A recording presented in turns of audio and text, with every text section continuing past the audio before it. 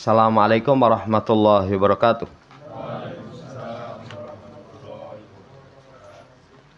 Innal hamdalillah nahmaduhu wa nasta'inuhu wa nastaghfiruh wa na'udzu billahi min sururi anfusina wasayyiati a'malina. May yahdihillahu fala mudhillalah wa may yudlilhu fala hadiyalah. Wa asyhadu an la ilaha illallah wahdahu la syarikalah. Wa asyhadu anna Muhammadan abduhu wa rasuluh. Allahumma shalli ala Muhammad wa ala ali Muhammad. Allahumma anfa'na bima 'allamtana wa 'allimna ma yanfa'una wa zidna ilma. Ma'asyiral muslimin rahimani wa rahimakumullah. Kesempatan pagi hari ini insyaallah kita akan membaca Minhaj Al-Firqatin Najiyah wa Ta'ifatil Mansurah. Jalan golongan yang selamat dan kelompok yang akan ditolong oleh Allah Subhanahu wa taala. Kitab ini tulisan dari Asy-Syaikh Muhammad bin Jamil Zainu rahimahullah taala. Masuk pada bab yang pertama, Al-Firqatun Najiyah, golongan yang selamat itu siapa? Penulis membawakan yang pertama surat Al-Imran ayat 103. Kata Allah Subhanahu wa taala, "Wa'tasimu bihablillahi jami'a wa la tafarraqu." Pegang teguh tali Allah semuanya, jangan bercerai-berai. Golongan yang selamat itu mereka yang berpegang dengan tali Allah. Tali Allah itu Al-Qur'an, Islam, syariatnya, itu tali Allah Subhanahu wa taala, dipegang teguh. Itu golongan yang selamat. Tidak bercerai-berai. Apa sumber perpecahan? Sumber perpecahan itu ketika akidahnya tidak benar. Sumber perpecahan itu ketika tidak berpegang teguh dengan tali Allah Subhanahu wa taala. Makanya nanti dalam ayat wa in tanaza'tum fi syai'in faruddu ilallahi war rusul in kuntum tu'minuna billahi wal yawmil akhir. Jika terjadi perselisihan di antara kalian, kembalikan kepada Allah dan Rasulnya. Kepada Allah Al-Quran, kepada Rasulnya hadis. Persatuan akan didapat manakala berpegang teguh dengan tali Allah Subhanahu wa taala. Golongan yang selamat berpegang teguh dengan tali Allah, tidak bercerai-berai. Apalagi nanti poin yang kedua. Cerai-berai itu syiar orang musyrik. Kata Allah Subhanahu wa taala, "Wala takunu minal musyrikin minal ladzina faraqu dinahum wa kanu syi'a kullu hisbim bima ladaihim farihun." Kata Allah, jangan kamu menjadi seperti orang musyrik. Seperti orang musyrik. Yang orang musyrik itu minal ladzina faraqu dinahum wa kanu syi'a. Orang-orang yang mencerai-beraikan agama mereka, kemudian mereka berkelompok-kelompok. Nanti silahkan kalau Asy-Syaikh Muhammad bin Abdul Wahab ketika menyebutkan tentang perilaku jahiliyah. Sifat orang jahiliyah itu syiar mereka cerai-berai. Syiar mereka itu senangnya cerai-berai. Dalam agama ataupun dalam urusan dunia. Kata Allah, jangan seperti orang musyrik yang mencerai-beraikan agama mereka. Kemudian mereka berkelompok-kelompok. Ayat ini, pelajaran yang pertama, kita dilarang menyerupai orang musyrik. Yang kedua, syiar orang musyrik itu cerai-berai. Cerai-berai. Kenapa kau bisa bercerai-berai? Kembali pada poin yang sebelumnya tadi. Satu, karena mereka tidak di atas satu akidah yang benar. Sehingga mereka berpecah. Yang kedua, karena mereka tidak berpegang teguh dengan tali Allah. Orang musyrik. Mereka dustakan ayat Allah Subhanahu wa taala, mereka dustakan syariat-syariat Allah. Makanya menjadikan mereka bercerai-berai. Lebih buruk lagi, kullu hisbim bima ladaihim farihun. Setiap kelompok terhadap apa yang di sisi mereka, mereka bangga. Pecah, syirik, itu kejelekan. Itu kejelekan. Orang bangga dengan kejelekan, wah sudah. Makanya ini buruk sekali. Buruk sekali. Coba kalau orang bangga dengan keburukan, apa mungkin dia mau bertobat? Nggak mungkin dia mau bertobat. Karena dia sudah bangga dengan apa yang dia lakukan. Seakan-akan apa yang dia lakukan itu perkara yang baik. Ini ayat berarti, saudara yang saya hormati, golongan yang selamat itu akidahnya diperhatikan. Akidahnya diperhatikan. Golongan yang selamat itu tidak tercerai-berai. Tidak berkelompok-kelompok. Kemudian, kalau dalam ayat itu tidak setiap kelompok bangga terhadap apa yang di sisi mereka. Ini yang kedua, dibawakan oleh Asy-Syaikh Muhammad bin Jamil Zainu. Yang ketiga, dibawakan hadis riwayat Imam Nasai, Imam Tirmidzi yang sanad hadisnya hasan sahih.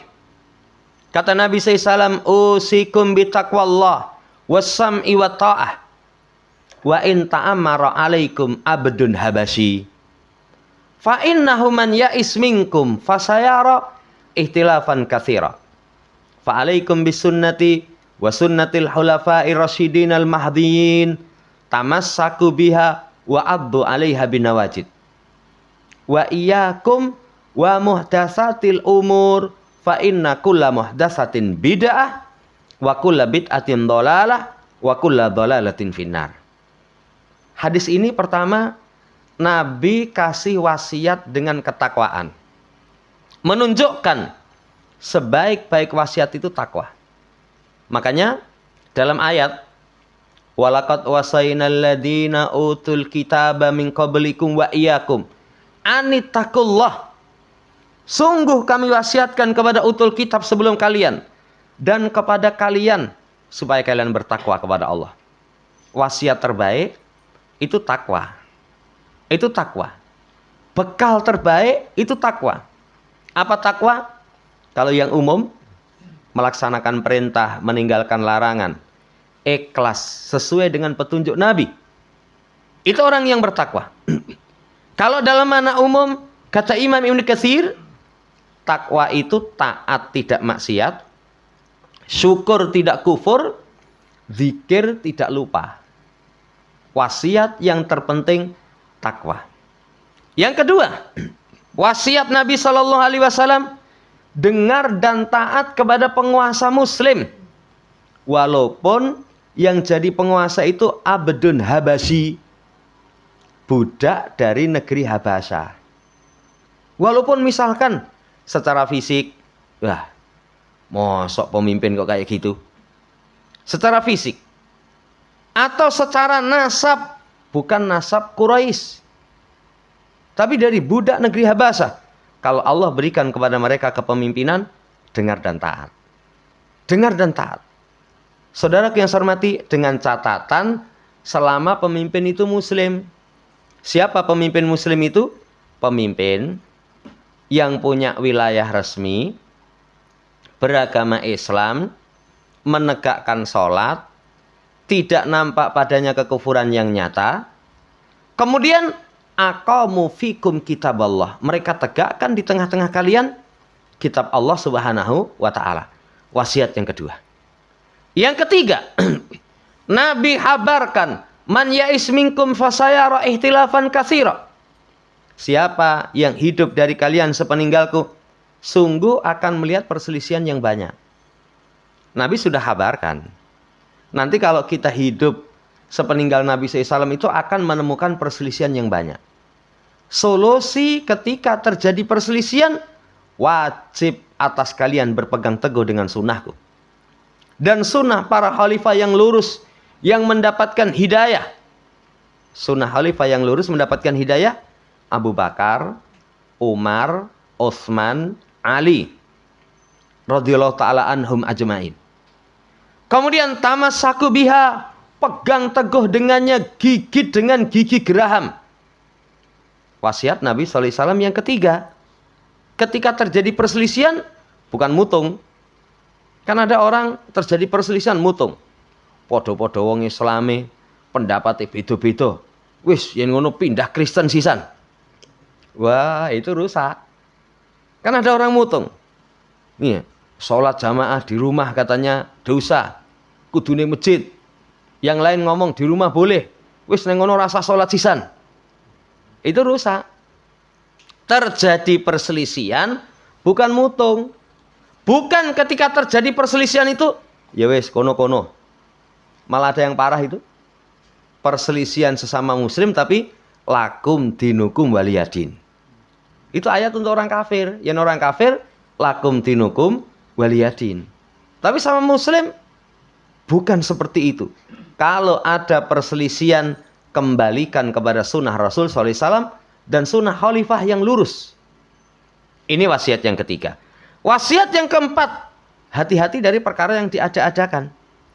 Perkara yang diada-adakan, hati-hati. Setiap perkara yang diada-adakan bid'ah. Setiap bid'ah itu sesat. Setiap sesat ancamannya di neraka. Supaya orang waspada dari perkara yang diada-adakan. Makanya nanti dalam hadis yang lain, man ahdasa fi amrina hada malaysa minhu fawaradun. Nabi SAW katakan, siapa yang mengadakan perkara baru dalam urusan kami yang tidak ada darinya, tertolak.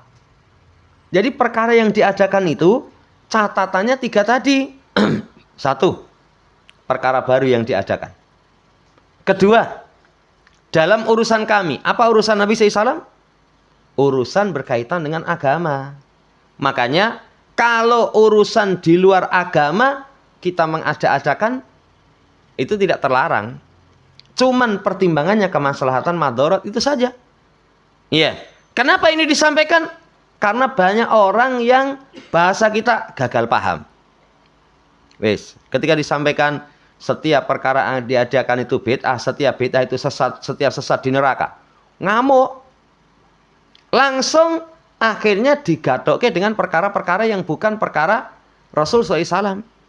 Perkara duniawi. Ah, kowe rene mau numpak apa? Mobil. Itu bid'ah. Ya, kelambimu itu bid'ah. Sampai ada itu yang ngomong, kamu itu dari ujung rambut sampai ujung kaki bid'ah kabeh katanya. Mudeng bid'ah apa enggak? Bid'ah itu man ahdasa. Yang kedua fi amrina hada. Yang ketiga malaysa minhu, diada-adakan perkara baru dalam urusan agama. Berarti selain urusan agama nggak masuk. Yang ketiga yang tidak ada perintah darinya. Tidak ada perintah darinya. Wasiat Nabi SAW, hati-hati dari perkara yang diada-adakan. Saudara yang saya hormati, lah kesimpulannya, golongan yang selamat itu siapa? 1, melazimi ketakwaan. 2, itu dengar dan taat kepada penguasa muslim. Dengar dan taat kepada penguasa muslim. Golongan yang selamat. Kalau ada penguasa muslim kok tidak dengar dan taat, berarti sekte khawarij. Ini yang kedua. Yang ketiga, golongan yang selamat itu mengembalikan semua kepada Rasul, kepada para sahabat. Rasul kepada para khulafaur rasyidun. Itu golongan yang selamat. Golongan yang selamat itu yang terakhir, ittiba. Bukan dengan mengada-adakan perkara baru. Mengikuti. Itu golongan yang selamat. Poin yang ketiga, kata dibawakan oleh Syekh Muhammad bin Jamil Zainu, hadis Nabi SAW riwayat Imam Nasai, Imam Tirmidzi. Poin yang keempat, kata Nabi SAW, ala wa inna man qablakum min ahlil kitab iftaraku ala sintaini wa sab'ina millatan wa inna hadil millata sataftariku ala salasin wa sab'ina sintani fis wa sab'un finnar wa wahidatan fil jannah wa hiyal jamaah.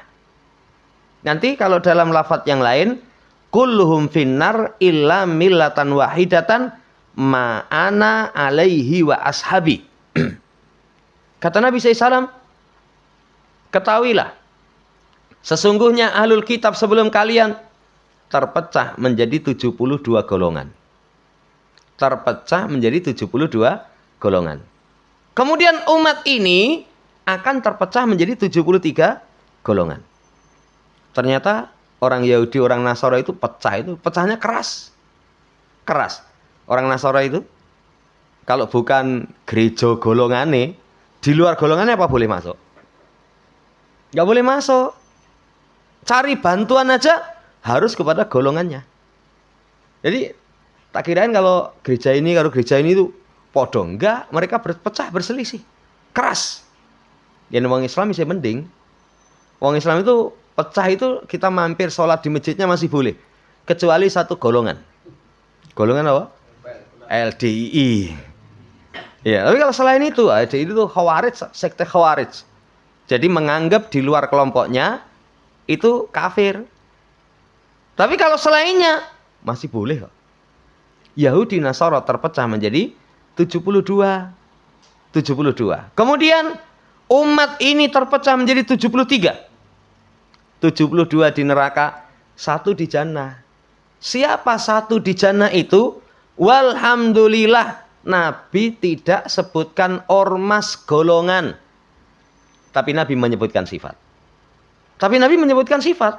Bukan nanti akhirnya melu grupe kuwi itulah yang akan selamat dari neraka. Bukan kok. Bukan grup, golongan atau ormas tertentu. Tapi sifat. Sifatnya apa? Al-jamaah. Al-jamaah. Al-jamaah itu siapa yang mencocoki kebenaran. Walaupun sendiri disebut al-jamaah. Al-jamaah itu jamaahnya para sahabat. Nanti ada ayat wa may yusakkikir rasul mim ba'di ma tabayyana lahul huda wa yattabi ghaira sabilil mu'minin nuwallihi ma tawalla wa nuslih jahannam wa sa'at masira. Kata Nabi SAW, siapa yang menentang Rasul setelah jelas petunjuk, mim ba'di ma tabayyana lahul huda, kemudian mengikuti selain jalan orang yang beriman. Orang yang beriman itu, jalan mukminin itu adalah jalannya para sahabat. Al-jamaah berarti kembalinya kepada jalan sahabat. Ya, ini kalau pengen selamat, ikuti jalannya para sahabat. Makanya yang membedakan kita dengan selain kita. Kalau kita kembali kepada Quran, ya, dan sunnah ala fahmi salafil ummah, dengan pemahaman salaf terdahulu, sahabat, tabi'in, tabi'ut tabi'in. Makanya ada yang nyebut ahlus sunnah wal jamaah, berpegang teguh dengan sunnah, mengikuti al jamaah. Ada yang menyebutkan salafiyun. Kenapa salafiyun? Salafiyun itu nisbat kepada pendahulu kita. Pendahulu kita. Ini saudara yang saya hormati, golongan yang selamat. Golongan yang selamat itu dalam riwayat Imam Tirmidzi, sanad hadisnya hasan. Ma'ana alaihil yauma washabi. Siapa yang semisal aku dan para sahabatku berada di atasnya. Semisal aku dan para sahabatku berada di atasnya. Hadis ini cocok dengan ayat Allah. Yang ayat Allah mengatakan as-sabiqunal awwalun minal muhajirin wal ansar walladzina taba'uhum bi ihsan. Generasi awal, muhajir dan ansor, dan orang-orang yang mengikuti mereka dengan baik. Syaratnya mendapatkan keutamaan sebagaimana yang mereka dapat, mengikuti sabikun, asabikun al-awalun. Sahabat, kalangan muhajir dan ansor. Ini poin yang keempat. Saudara yang saya hormati, golongan yang selamat seperti itu. Poin yang kelima. Dibawakan hadisnya Ibnu Mas'ud. Beliau berkata, khattalana Rasulullah SAW hattan biyadi. Thumma qala hada sabilullah. Mustaqimah. Wa hatta hututan an yaminihi wa shimalihi. Thumma qala hadi subul. Nabi itu menggaris satu garis lurus. Kemudian beliau katakan, ini jalan Allah yang lurus. Satu garis. Iya. Kemudian beliau menggaris samping kanan kiri, itu garis yang banyak. Samping kanan kiri. Garis yang banyak. Kata Nabi, inilah jalan-jalan yang menyelisih jalan yang lurus. Laisa minha sabilun illa alaihi syaitanun yada'u ilaihi. jalan samping kanan kiri itu tidak ada padanya kecuali setan menyeru kepadanya. Jadi jalan-jalan samping kanan kiri yang 72 golongan itu, di situ ada setan yang ngajak, ayo rini wae. Kemudian beliau membaca ayat, wa anna hada siratim mustaqiman fattabi'uh wa la tattabi'us subul fatafarraqa bikum an sabilih dzalikum wasaqum bihi la'alakum tattaqun. Ini jalanku yang lurus, ikuti ia. Jangan ikuti jalan-jalan yang lain, akan mencerai-beraikan kalian dari jalan Allah. Yang demikian itu Allah wasiatkan kalian dengannya agar kalian bertakwa. Saudaraku yang saya hormati, golongan yang selamat itu cuman mengikuti satu jalan. Kebenaran itu cuman satu. Apa itu kebenaran? Siratim mustaqimah. Jalan yang lurus itu jalan Allah. Jalan yang lurus itu jalan para nabi, sidikin, syuhada, solihin. Selain jalan itu subul, ada setan yang menyeru kepadanya. Lah ini, makanya Nabi katakan fattabi'u, ikuti ia. Satu itu. Jangan ikuti jalan-jalan yang lain. Nanti akan mencerai-beraikan dari jalan Allah. Kapan seseorang mengikuti selain jalan yang lurus, pecah. Nanti yang ada perpecahan. Perpecahan. Ini saudaraku yang saya hormati, poin yang kelima. Jadi golongan yang selamat itu mengikuti jalan yang lurus. Jalan Nabi, sahabat, tabi'in, tabi'ut tabi'in. Wallahu ta'ala alam. Kemudian poin yang keenam, dibawakan ucapan Syekh Abdul Qadir Al-Jailani dalam kitabnya Al-Ghuniyah. Amal firqatun najiyah fahiya ahlus sunnati wal jamaati. Wa ahlus sunnati la ismalahum illa ismun wahidun wa huwa ashabul hadis. Dibawakan ucapan Syekh Abdul Qadir Al-Jailani. Itu kalau di negeri kita didaku karo kuburiyun, sufiyun. Mereka katakan, wah Syekh Abdul Qadir Al-Jailani ini merupakan apa? Ya, rajanya para wali. Rajanya para wali. Ya, padahal akidah beliau akidah Ahlussunnah wal Jamaah, bukan kuburiyun. Bukan kuburiyun. Beliau mengatakan golongan yang selamat itu Ahlussunnah wal Jamaah. Ahlussunnah nggak ada nama bagi mereka kecuali satu nama. As-sunnah. Artinya orang-orang yang berpegang teguh dengan sunnah. Makanya disebut sebagai ashabul hadis. Ashabul hadis. Siapa ashabul hadis? Mempelajari hadis. Kemudian menghafal hadis. Menjaga kesahihan hadis. Diamalkan dalam kehidupannya. Persis plek seperti hadis. Itu nggak ada yang lain kecuali Ahlussunnah. Coba selain Ahlussunnah, apa menjaga hadis? Enggak. Lo kadang ngaji itu sak jam. Hadisnya ora ono. Iya. Kadang cuman ngomong ngalor ngidul munyer. Iya. Mereka nggak menjaga hadis. Kadang mereka mengatakan ini hadis. Begitu ditanya riwayat sopo? Enggak. Tadi malam itu saya ketemu Rasulullah SAW. Ya, ketemu neng ngendi? Neng he. Walah. Rasul kok ngehe. Itu kebohongan, kedustaan mereka seperti itu. Menisbatkan sesuatu kepada Nabi. Kepada Nabi. Hati-hati. Kalau Ahlussunnah menjaga kesahihan riwayat.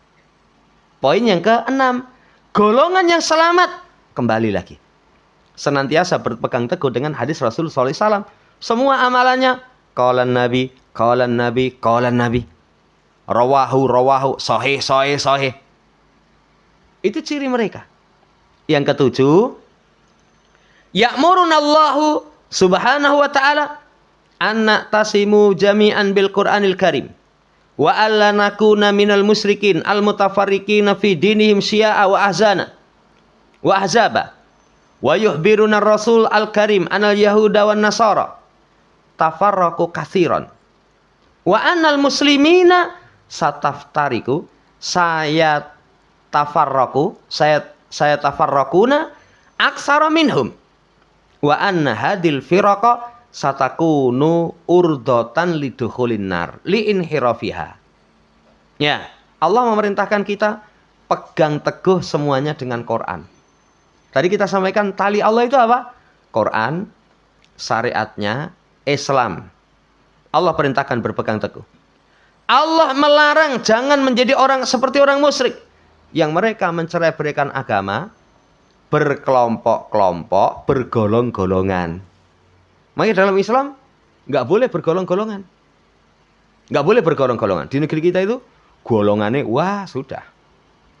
Ya, dan dari situ sudah muncul perpecahan. Sudah muncul perpecahan. Lah golonganmu siapa?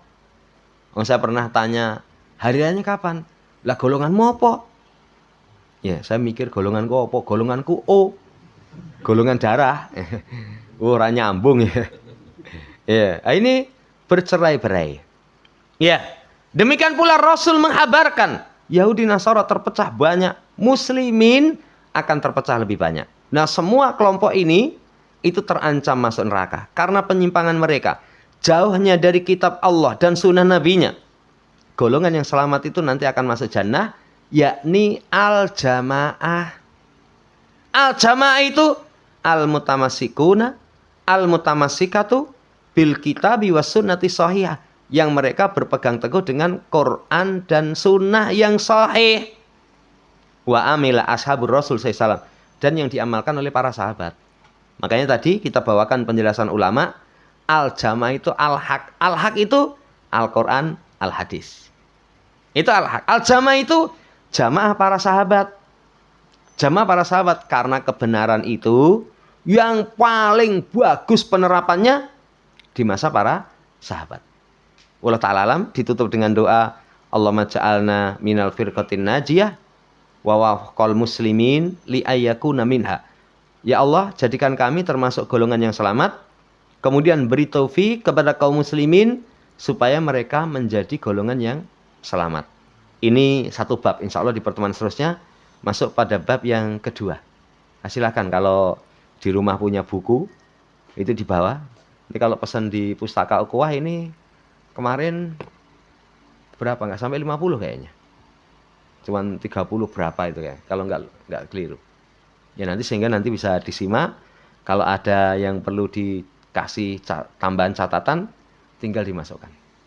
Demikian. Sebelum ditutup, ada yang tanyakan?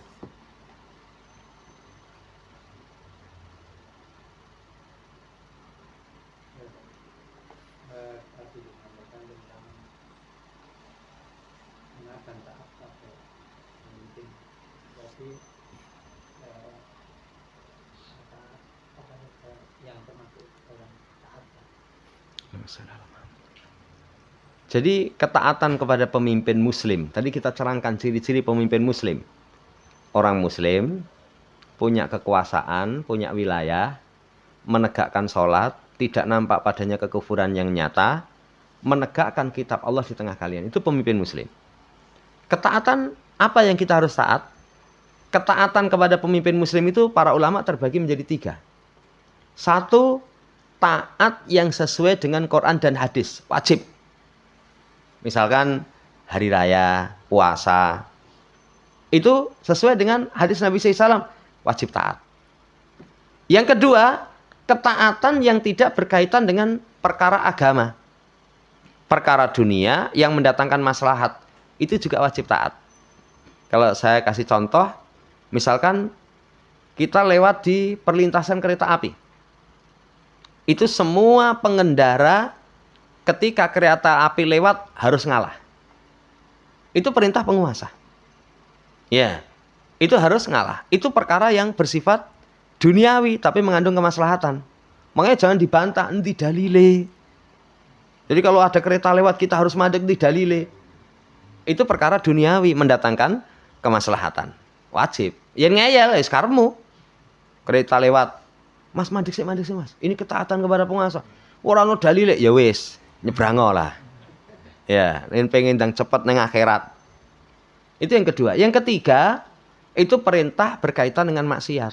Kalau perintah berkaitan dengan maksiat, kita nggak boleh taat. Misalkan kasih perintah, iya, membatasi anak, kasih perintah, misalkan nguri-uri tradisi. Kan ada budaya misalkan diuri-uri, ini bangsa yang besar. Lah kalau budayanya syirik, suruh nguri nggak boleh taat. tidak diperbolehkan taat. Wallahu ta'ala alam. Jadi rincian ketaatan itu 3 itu. Wallahu a'lam. Sholat Jumat kalau sakit sehingga di rumah itu apa harus 4 rakaat atau 2 rakaat? Jadi Jumatan itu ketika tidak di masjid, sholatnya sholat duhur 4 rakaat. Ya, ini memang rame di luaran pembahasan fikih. Nanti salah satu pembahasannya di hari Jumat itu syariatnya sholat Jumat atau sholat duhur. Mereka mengatakan di hari Jumat itu syariatnya sholat Jumat. Sehingga di rumah pun pendapat mereka sholatnya 2 rakaat. Tapi kenapa kok kita sampaikan sholatnya 4 rakaat? Prakteknya para sahabat. Makanya tadi disampaikan jalan golongan yang selamat itu mengikuti Quran dan hadis dengan pemahaman salaf. Para sahabat itu ketika terluput sholat Jumat, mereka sholat duhur. Mereka sholat duhur. Wallahu ta'ala alam, seperti itu. Ya, termasuk di daerah sekitar kita kan dulu sempat ada pengajian itu yang menyampaikan itu kalau kamu sholat di rumah termasuk ibu-ibu itu hari Jumat sholatnya 2 rakaat. Sholatnya 2 rakaat. Ya, itu seperti itu. Wallahu ta'ala alam. Jadi kalau prakteknya para sahabat ketika nggak Jumatan sholat duhur. Makanya kalau orang Jumatan telat itu misalkan sampai masjid sudah tinggal mendapatkan sujud yang pertama atau itidal lah. Kalau mendapatkan ruku rakaat yang kedua, dari rakaat kedua dapat ruku, itu ulama menguatkan sudah mendapatkan 1 rakaat, tambah 1 rakaat Jumatannya sah. Tapi kalau misalkan dapatnya sami Allahu liman hamidah, kita baru masuk shaf. Atau imam itu sudah sujud, Allahu Akbar sujud, kita baru datang. Maka takbiratul ihram ikut sujud, nanti nambahin 4 rakaat. Karena tidak dihitung mendapatkan rakaat, tapi mendapatkan jamaah. Loh, orang itu rakaat malu jamaah. Loh, dapat jamaah. Dapat jamaah ini banyak kaum muslimin yang nggak paham. Jadi kalau masuk masjid, misalnya imam wis itidal terakhir itu nggak segera gabung, padahal kalau nggak segera gabung sik ben salame rampung nggak sholat dewi, kamu nggak dapat jamaah. Itu dapat jamaah tapi tidak mendapatkan rakaat, jadi kekurangannya ditambahi 4 sempurna. Itu kalau Jumatan mendapatkan imam itidal yang terakhir atau sujud yang terakhir. Wallahu ta'ala. Pas?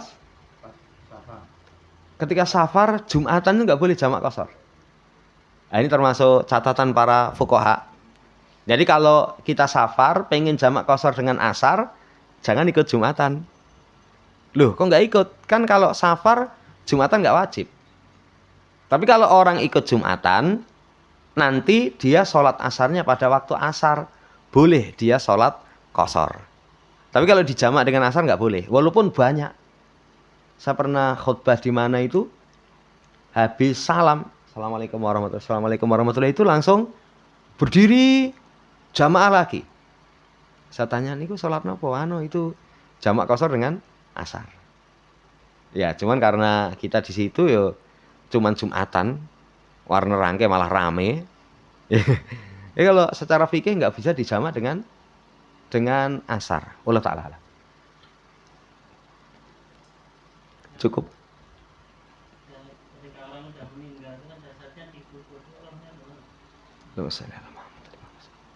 Jadi kan nanti kalau dalam hadis ketika orang mati itu rohnya dibawa oleh malaikat. Bagi cabut rohnya itu kalau orang yang baik seperti dikeluarkan air dari tempat minum. Kalau zaman dulu tempat minum itu kayak apa? Yang bawahnya besar, atasnya kecil itu. Itu kayak disok itu, konyer itu. Kemudian ditaruh kain kafan dari jannah, dibawa malaikat, minta dibukakan pintu langit. Ya, kemudian terus ya, nanti sampai menghadap Allah. Kalau orang baik itu ditulis di Iliyin. Setelah itu dikembalikan kepada jasadnya untuk mendapatkan pertanyaan di alam barzah. Ya, sampai nanti dia di situ, di alam barzah. Alam barzah. Rohnya sudah masuk ke alam barzah. Kalau sudah masuk alam barzah, apabila kembali ke dunia, nggak bisa. Nggak bisa. Ya, wa mi waraihim barzahun ila yaumi yub'atsun. Namanya barzah itu benteng kokoh. Benteng kokoh. Nggak mungkin bisa kembali. Nggak mungkin bisa kembali. Nah, ini aku dek kapan nih ketemu wong mati ning jalan. Itu bukan roh dia. Itu kemungkinan jin korin. Jin yang menyertai dia ketika masih hidup. Wallahu ta'ala. Tapi kalau orang yang jahat nanti dicabut rohnya itu seperti kain basah dari duri, kemudian dilempar pada kain yang kasar, ya, dari neraka. Setelah itu minta dibukakan langit, tidak dibukakan, baunya busuk luar biasa. Ya, setelah itu ditulis di sijin, setelah itu dilemparkan kembali untuk mendapatkan pertanyaan di alam barzah. Wallahu ta'ala alam. Demikian.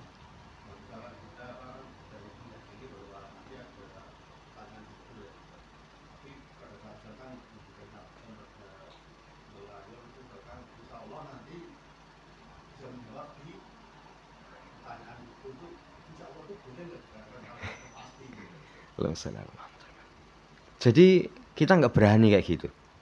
Makanya perbedaan akidah Ahlussunnah dengan selain Ahlussunnah. Ahlussunnah itu nggak berani kalau urusan akhirat itu memastikan. Walaupun dengan bahasa insya Allah. Ya, itu nggak berani. Jadi ya bisanya cuma mendoakan. Mudah-mudahan bisa menjawab. Mudah-mudahan nanti masuk jannah. Makanya kayak kalimat almarhum jannat.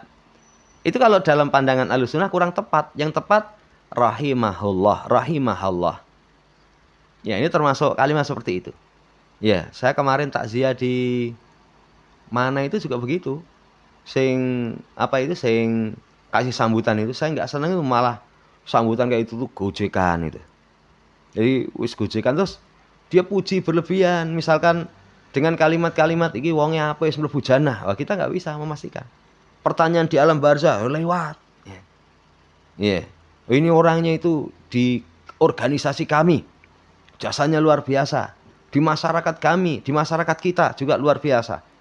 Oh, jangan berlebihan. Jangan berlebihan. Ya. Wallahu ta'ala alam. Kita nggak bisa misalnya insya Allah bisa jawab. Lawang Nabi saja ketika sahabat meninggal, selesai dari penguburan beliau berdiri. Apa yang beliau ucapkan? Istaghfiru li akhikum. Wasalullaha lahu tasbita fa innahu ana yus'al. Ya. Itu mohonkan ampun untuk saudara kalian. Mintakan kepada Allah kekokohan saat ini sedang ditanya. Kelasnya sahabat saja Nabi masih memerintahkan untuk dimintakan kepada Allah kekokohan ben bisa jawab. Bukan wis tenang-tenang, iki sahabat sing istimewa ini. Insya Allah bisa jawab. Bukan. Dan ini hati-hati. Jadi kalimat-kalimat yang seperti itu hati-hati sekali kalau berkaitan dengan perkara akhirat. Oh, kita sendiri nggak bisa jamin kok. Ya, bisa jawab. Wah, Jadi kalau kelingan mati, kelingan akhirat itu ngeri. Kelingan mati aja, sing teko itu malaikat maut atau apa, malaikat rahmat atau malaikat adab. Ya, kita tidak mengetahui. Kita itu khawatir sekali. Ya, sampai ada kisah orang-orang soleh terdahulu itu mau mati, wah, pedih banget. Apalagi nanti di alam barzah iso jawab apa ora itu. Ya, Allah Ta'ala lah.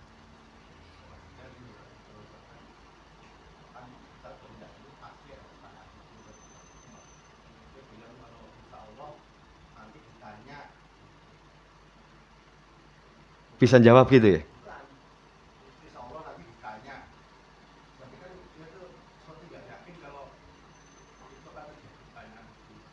Nggak boleh kalau kayak gitu. Iya, nggak boleh. Jadi kalau sesuatu yang pasti nggak boleh insya Allah. Tidak boleh insya Allah. Itu pasti ditanya. Iya. Oh, saya kira insya Allah langsung jawab gitu. Jadi kalau pasti nggak boleh dengan insya Allah. Ya pasti ditanya. Kecuali nanti yang dikecualikan oleh syariat. Siapa? Para nabi. Para nabi itu mereka nggak ditanya. Iya, kan nggak mungkin sopo nabimu, aku dewi. Iya. Itu lihat nanti di Syarah Aqidah Wasithiyah. Yang kedua, itu syuhada.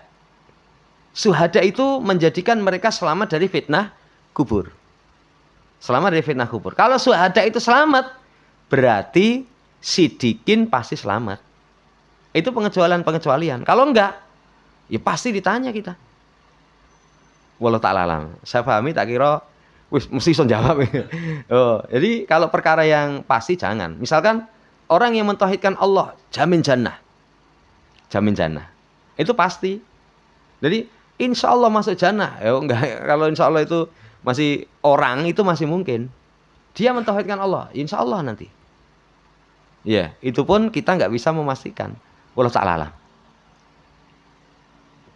Cukup. Subhanakallahumma rabbana bihamdika asyhadu an la ilaha illa anta astaghfiruka wa atubu ilaik. Assalamualaikum warahmatullahi wabarakatuh.